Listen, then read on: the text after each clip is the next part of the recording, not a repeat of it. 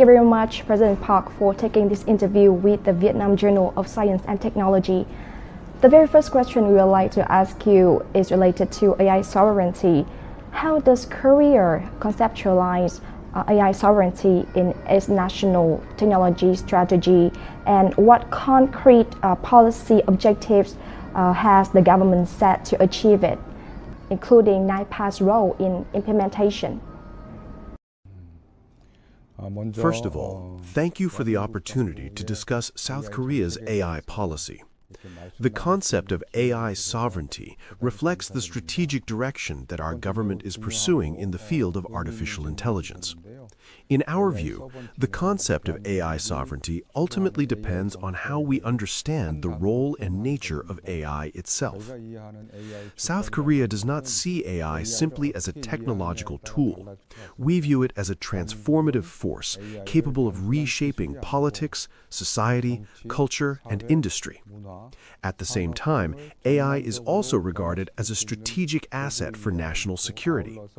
For this reason, possessing and mastering world-class AI capabilities is extremely important, and in this sense, we consider AI as a matter closely connected to national sovereignty. In terms of policy goals, South Korea aims to become one of the world's 3 leading AI ecosystems, alongside the United States and China. Achieving this objective requires the development of independent AI infrastructure as well as our own AI models. Another key priority is the development of AI semiconductors, which the government considers a strategic industry for the coming AI era. Finally, we are committed to promoting the broad application of AI across the economy and society, ensuring that AI contributes positively to innovation, productivity, and future growth. Turning to the second question, what areas Vietnam and South Korea can further promote cooperation in artificial intelligence? This is of great significance. Beyond the field of artificial intelligence, Vietnam and South Korea also maintain very close exchanges and cooperation across many areas. At present, around 15,000 Korean companies are already operating in Vietnam, and more than 15,000 Koreans travel between Korea and Vietnam every day. The two countries have carried out numerous collaborative projects in the digital sector. Building on this foundation, we hope Vietnam and South Korea can develop together in the field of artificial intelligence and strengthen our positions in the global AI landscape. As I mentioned earlier, 2 key elements in this process are AI infrastructure and AI models. Building such infrastructure will require close cooperation between the 2 countries. South Korea is investing heavily in developing independent AI models, and many of the results are being released as open-source resources. We believe these technologies can be shared and developed collaboratively so that Vietnam can also build AI models tailored to its own needs. Another key area is the AI startup ecosystem. Vietnam has many dynamic startups with creative ideas.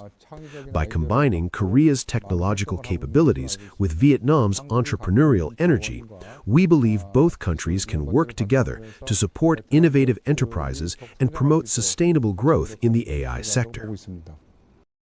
In addition to AI, in what areas can Vietnam and South Korea further strengthen cooperation in the semiconductor sector, particularly in the light of the respective technological and industrial strengths of each country? Given South Korea's strong resources and technologies, it is important for both sides to work together to support the stronger development of Vietnamese enterprises. As mentioned earlier, South Korea is placing strong emphasis on advancing AI semiconductors and is a global leader in memory semiconductors. Building on its proven technological foundation and competitiveness, the country aims to develop various types of AI semiconductors and expand this field into a major industry in the coming AI era. In this process, Vietnam's high-quality human resources, particularly software engineers, will play a crucial role. If both countries cooperate in workforce training, training and create opportunities for participation in related industries, South Korea and Vietnam can build a mutually beneficial partnership in AI and semiconductors. As AI infrastructure becomes increasingly important, the role of AI semiconductors will continue to grow.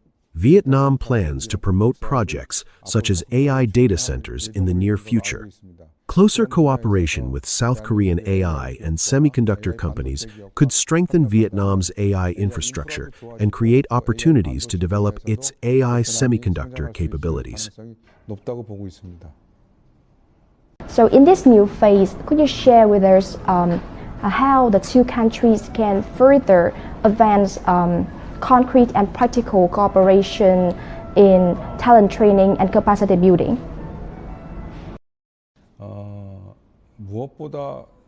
In my view, the most important factor in the AI era is human talent. No matter how advanced AI infrastructure or models may be, their development and operation ultimately depend on people. Today, countries around the world are competing to attract and retain highly skilled professionals. South Korea is also facing this challenge, especially as many talented individuals choose to work in global technology hubs, such as the United States or China. In this context, we hope to share our experiences with Vietnam, as well as build cooperative mechanisms through which South Korea can benefit from the talented human resources that Vietnam has to offer.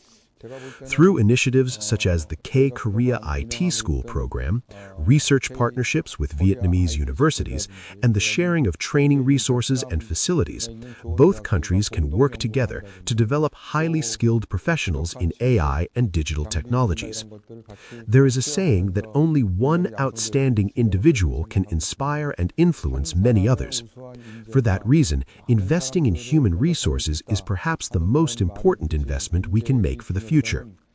We hope to see more collaboration between universities, businesses, and institutions in both countries at various levels in the years ahead. The next question is related to AI and ICT startups and SMEs, small and medium-sized enterprises. How can NIPA support AI and ICT startups and SMEs so that they are not left behind compared to larger enterprises? And what forms of support does NIPA consider most effective in fostering sustainable and inclusive growth? Startups and small and medium-sized enterprises play a crucial role in innovation because they often generate creative ideas and new technologies. They are also flexible and able to make decisions quickly. However, they frequently lack the resources needed to transform their ideas into real products and services. Therefore, a key priority going forward will be providing the resources that allow startups to transform innovative ideas into practical outcomes. In the AI era, particularly effective forms of support include access to computing power and data resources that companies require in order to develop AI products and services. In addition, South Korea is currently implementing a number of support programs in the form of vouchers. Instead of providing a fixed, standardized support package, the necessary resources are delivered as vouchers, allowing startups to use them flexibly according to their specific needs and circumstances. Programs such as AI vouchers and data vouchers are considered highly effective forms of support and are being encouraged for further expansion. At the same time, to prepare for an inclusive AI era, narrowing the digital divide is also a very important issue. Therefore, we believe it is essential to pay particular attention to and provide focused support for AI startups that are proposing innovative solutions to address this challenge. In addition, South Korea is currently developing its own independent AI foundation models. One of our key policy objectives is to open these models so that all startups can access and use them. So the last question is, around the world, public agencies are increasingly exploring the use of artificial intelligence to the extent appropriate. Could you share your insights into how NIPA is approaching the use of artificial intelligence within its internal operations? 매우 어려운 질문인데요. For public agencies such as NIPA, adopting advanced technologies like AI can be challenging. Government agencies must follow strict security regulations, which means that using commercial AI services is not always straightforward. After I assumed my position, we initiated a plan to gradually transform our internal working system into an AI-based platform. This project is currently underway and is expected to be completed next year. Once implemented, our staff will be able to work more efficiently without relying on external commercial AI models. At the same time, we also expect that this will enable enterprises seeking support from NIPA to access services more easily, while work processes can be handled more quickly and efficiently. Going forward, we will continue to address the remaining challenges step by step in order to integrate AI tools into our operations in a way that is appropriate for an institution with specialized responsibilities in the field of AI. Thank you. Thank you very much for your insightful perspectives.